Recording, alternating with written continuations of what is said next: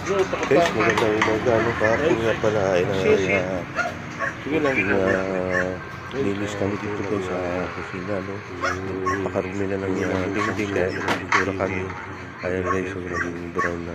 Napakarami na kasing talsik ng mga mantika kaya pangit na tignan yung dati pintura niya na dilaw-dilaw. Tapos ayusin na yung pang malinis na naman. Actually, napakarami pang dapat tayo sinito guys. So, ewan lupit ano. Kaya na talagang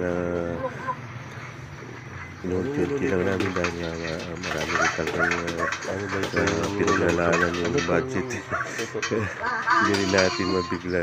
Laing ko guys.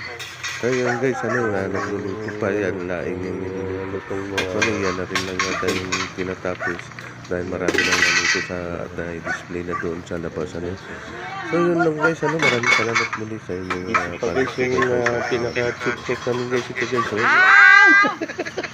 Salamat po. Ayan guys.